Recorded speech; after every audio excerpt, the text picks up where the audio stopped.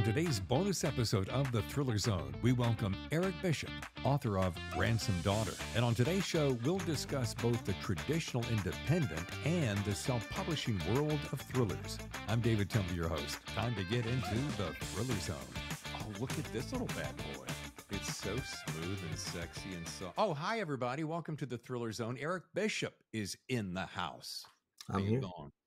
I'm alive and well. Talking to David Temple. I mean, what's not to have a good day for right there? And you look so handsome, freshly shaved and everything.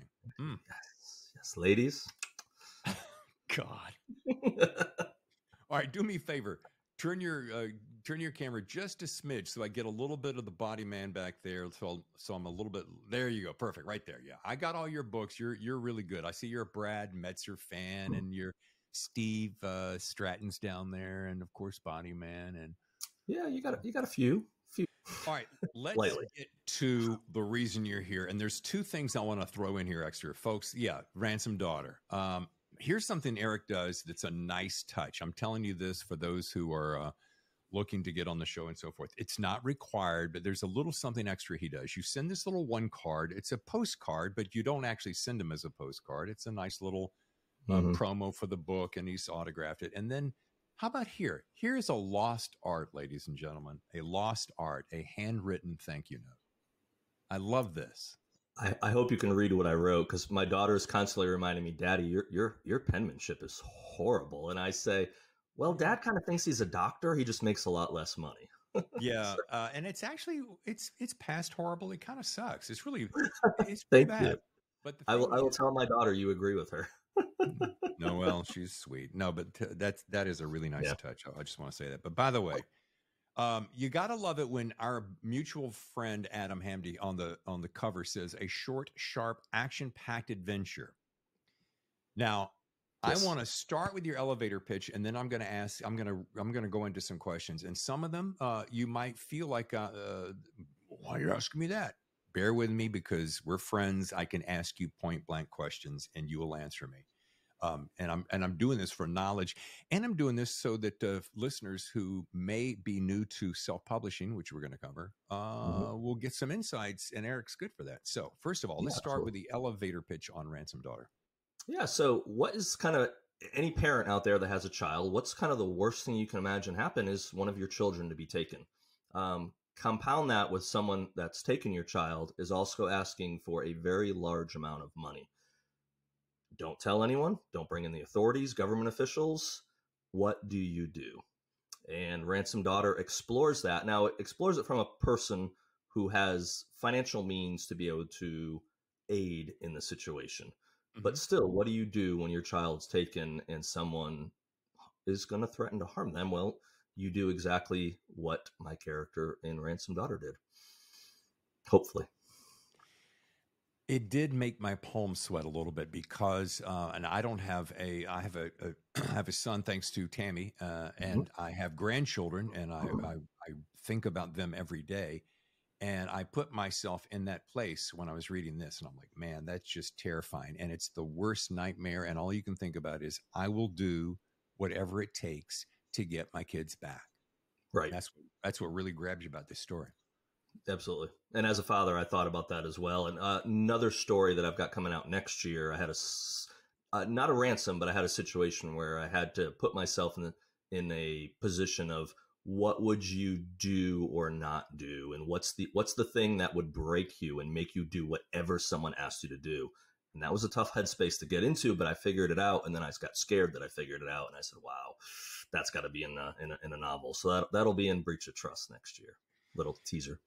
Now, the book that introduced my audience to you is Over Your Left Shoulder for those who are watching, and for those just listening, it's called The Body Man. Now, I want to talk about that a little bit, because that was a heck of a read. And thank you. What I want to split off into is the difference between a full-blown novel and a novella. Now, we all know that a novel is generally 50,000 and above, generally falling around the 90 to 120.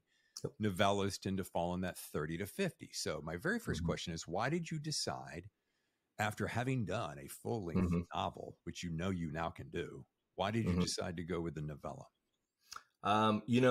circumstances kind of dictated it almost to me. I had the Body Man out. I was expecting Breach of Trust, the follow up to the Body Man, to come out, if not end of last year, sometime this year. And it didn't occur. I had a parting ways with my publisher, and then I had to make a decision of, well, what do I do? And I put Breach of Trust aside for a little bit so that I could have some fresh eyes to look at it again. And I also knew the way that what I try to tell people is this is not called the publishing charity. It's called the publishing industry. There's a business side of this. And there's also a side of it from the audience. The audience has expectations built in, and not that you're going to come out with a book and then not have another book come out for 4 or 5 years. They expect one normally within 12 months. And I wasn't going to be able to deliver that, which was bothersome to me. Ransomed Daughter was a different set of characters. It was a story I had actually started years ago and written books about Troy Evans and the Omega Group, and they never got published. So I kind of went back into the files I had on my hard drive and said, well, what's really good that I've written that I can put out and that won't take a year of my life to rewrite or to go through that. And I thought, I want to get something short, sharp, something that just kind of knocks people down and go, wow, what a good story. And I kept going back to Troy Evans and Ransomed Daughter. So starting in February, I kind of put most of my mental resources and time, my free time, into putting this thing in a position where it could come out this fall. Cool. Now, there's a question here that I keep wondering. You were with a small independent publisher before you went the self-pub route. Two-part question. How was that experience, and how are you enjoying the self-pub journey over perhaps a traditionally pubbed journey? Yeah. It was different than what I expected. And I didn't know my contacts before going with a smaller independent publisher were either people in the big 5, larger publishers, or self-publishing. I didn't really know anyone that went with a smaller group. So I learned a lot about it. First of all, I learned the business side because you're closer to the ownership. There's not layers that you have to go through, and you're pulled into a lot more. So that I really appreciated it because it gave me an understanding of how things work. Then it also made me also realize, and part of what happened earlier this year is I realized, I think with all I've learned, I think I can go down the self-publishing route because there's so much I've gleaned from that experience and just from the last 6-7 years of writing. And the other thing too with that is I wanted to walk this fine line. I think sometimes people get into it and they go, well, I'll just do everything. I'll do the cover. I'll do the editing. It can't be that hard. I'll do the writing.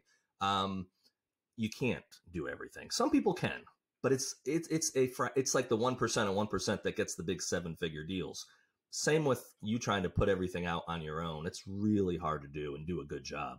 So I decided earlier this year, if I'm going to do this and I'm going to start my own company, Bruno Media Publishing, I'm going to stay in my lane and focus on what I'm really good at, which I believe is writing, the story side. And I think I'm pretty good at marketing.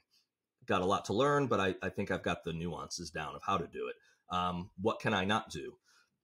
Don't put me on a computer and have me create a cover because it's going to look like a kindergartner with crayons. Maybe a little better, but not too much better. And don't have me try to edit a book because we might be before even kindergarten at that stage. That could be preschool. No, horrible. So I hired out where I needed to stay in my lane and have professionals create logos and create covers and create, editorial content. Okay, so this begs a couple of questions. First of all, let's give a little shout out to the cover designer of Ransomed Daughter, who is Mr. Todd Wilkins. Such a good cover. He will be doing other covers for me, is all I will say, because I was blown away. And I very happy to have the Body Man cover, but I thought Ransomed Daughter took it to another level, and I was really pleased with what he did. Yes. Yeah, we are happy to share his link down below later in the show because he's really found a niche. The other question is, and you were mentioning marketing, which I know is a huge part of the publishing world. And isn't it about the same amount of work? Here's the question I'm going to drill down on as it pertains to novella versus novel. So you put out a book. Let's pretend you're going to put out a novel and a novella. All right. You've done Hmm. one of those two. Isn't it roughly about the same amount of work? I mean, by the time you do the cover and the editing and the packaging and the shipping and the thank you notes and the little cards that we talked about earlier Hmm. and blurbs and all the social media. I mean, you really got the social media marketing aspect nailed. So my question is, isn't it about? Don't you feel like it's about the same amount of work? No difference. No, absolutely zero difference. The only difference is with the novel, the time it takes to craft the novel, and the time. The other thing too is I've read through this now. I don't know how many times in the last 6 months. So the time factor of going through a full length novel, which could take me 7 to 8 hours, versus this, which could take me two, that's where a lot of time is saved from a getting comfortable with this, looking for problems in the editorial phase, even having a professional edit. I was still going through this again this weekend. I didn't find very much, but I found a couple things like, no, that word shouldn't be there. So I Yeah. pulled up my highlighter and I highlighted it. I'll go back this week and send the final file up to all the servers and everything. Isn't it funny, Eric, the amount of time? I don't know. I don't care how many books you write, how many times you read it. It is impossible not to, with every variation. Oh, I'm just going to change that one word. Well, every time you change it, it changes everything. So I learned Right. one lesson the hard way. We'll call it Ransom Daughter version 1, version Hmm. 2, version 3, or I had to finally go to a date like 0091923. Okay, so I know that on 19th Yep. of September I'm good. However, there would be times Same that I'm thing. like, oh wait, there's something else. So I'd have to go dash V1, V2, V3. Oh my Yes. God. The best thing to do is get it the absolute, ask anybody, get it the best you possibly can be. I mean, absolutely the best, then hand it off, then tweak it, and then leave it alone. Yeah. Yeah. And I'm quickly approaching that date of I'm not going to read through it again. I'm in my final read through now, and I'll finish it tonight. I'll upload the file. I've got to get Todd to work on a cover for another. Amazon's done. That one's ready to rock and roll. I could have the book out tomorrow if I really wanted to, but we'll wait Yeah. till the 10th. A couple of the other services, I have to still get a final file to them for the cover because based on my edits and stuff, it changes the page count. And if it changes the page count, that changes the cover design, which means I don't want a book going out that's got the wrong size cover or doesn't fit. So there's a Yeah. million things to learn. And that's why I didn't want to do this years ago. And even earlier this year, I said, do I really want to go down this path? Yeah. But I had these stories that had been sitting on a hard drive that I felt like I could not, I felt they were good enough to get published. But when I queried them years ago, they didn't get published. And I said, well, I don't want them to just sit there for eternity and never see the light of day. Going down this path gives me that option that I'm probably going to do a hybrid approach going forward, where I still have works that I'm going to put through an agent and a publisher, and then I'm going to have some stuff that I've done in the previous years that I can put out under my own brand. So that's kind of my vision in the cloud of what I'm going to do going forward. I said to myself back in the day, I'm going to write 9 books on my own and I'm going to self-publish them all so that I can do exactly what you're doing, so that I can Mhm. learn every single solitary step of the equation. So writing it, editing it, making the cover, doing the layout for the print, uploading to Kindle, etc. And so I'd know every little aspect of that. And then I'd start understanding marketing. And then I would do the research by going to conferences to find out how to reach an agent, etc. And then on Yes. number 10, I was going to launch, which is coming. Hmm. So I think the way you're doing it is smart. You're basically taking yourself back to school, and I think it's an encouragement to our listeners who say, you know what, I can do that, because there's a lot of guys that are traditionally published that get on this show and say, David, I'll be honest with you, I'm traditionally published under this series. Hmm. However, I do this self pub series on my own. Yeah. So they're kind of double dipping and And having great success with it. I was going to say, and it's amazing when you talk to some of those folks and they say, I make more on what I'm doing on my own than I do through traditional publishing. That's the other, and not always the case. One thing I did want to say real quick for your listeners, it's just something that I learned. Actually, Joe Goldberg was one of the people that helped me with kind of the learning what I was doing. He's in my acknowledgments. He was an immense help. Emma Adair was a great help. David Darling. I mean, these Yeah. amazing authors that I'm so pleased to know. But for those that are intimidated and say, man, I can't format a book, that's one of the things I need to outsource. That's not a bad idea. However, there is a software out there called Atticus. Yeah. I think it's $147 if I recall correctly. Literally took me 4 hours to learn the basics, nuances of how it worked, and I've now used it lots of times. Piece of cake, and that's a one-time charge for life. So all your books can be formatted through Atticus if you self-publish. Well worth the $147. So that I can give love to everybody today, I will put a link to Atticus below. And I'm also going to pimp Vellum, because I used Vellum. I've been using Vellum since way back in the day. It's out of the UK. It's about twice as expensive, sorry to say. However, they existed when Atticus never existed, and you get to actually write in the space of what the book will be. So as you're writing, it will, feed the book. The great thing is, there are so many, like Eric just said, so many great software products now. And with AI, it's just going to be a blink of an AI, if you will.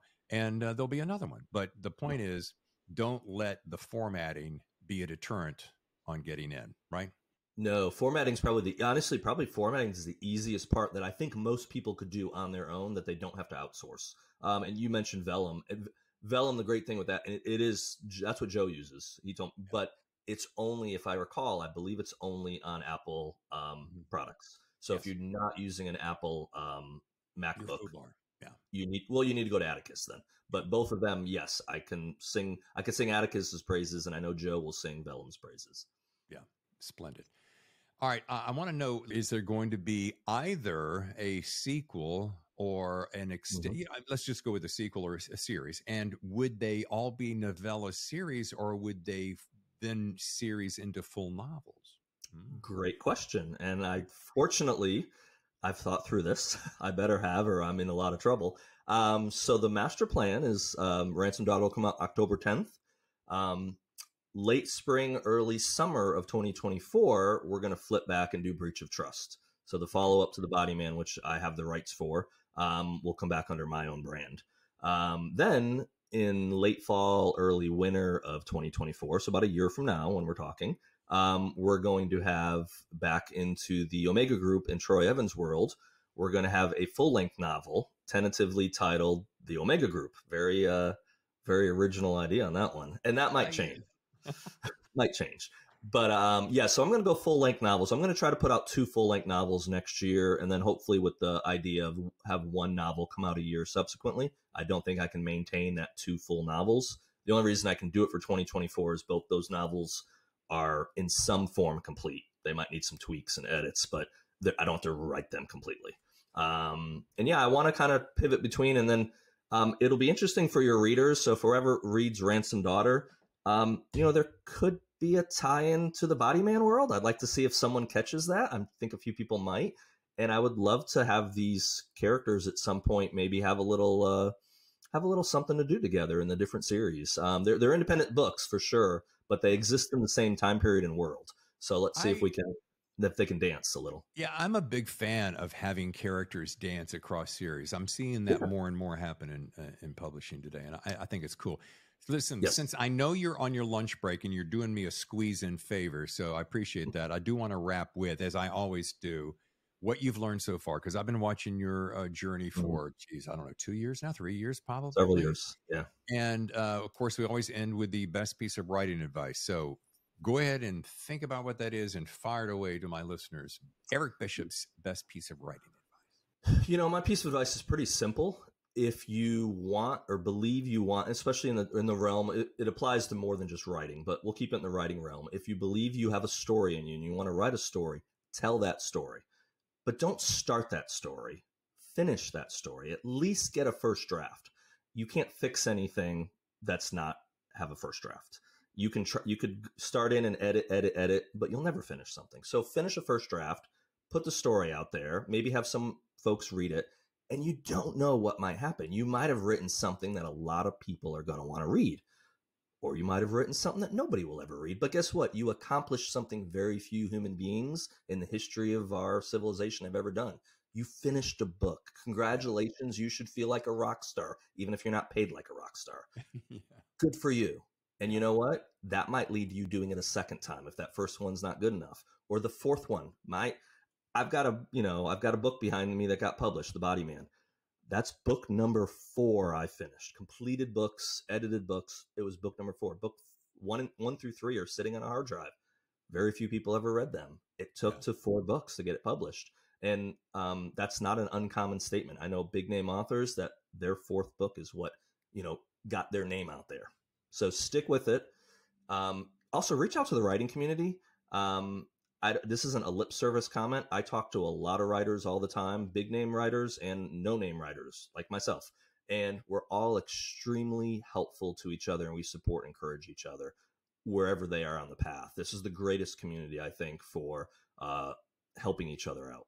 Yeah, I would second that beautifully. And everyone who comes on the show says a very similar thing, that this writing community is so supportive. But folks, once again, the book is The Ransomed Daughter. The website, we want to learn more, is ericpbishop.com. Check it out and pre-order, because it drops on 10/10. This show will drop right in the neighborhood of that. So ebook, paperback, and hardcover will be out on the 10th, Amazon, and then we'll have some other sources as well, but it'll be there, and whatever you fancy, we'll give it to you. Awesome. Thanks again for being on. Thank you, David. Your front row seat to the best.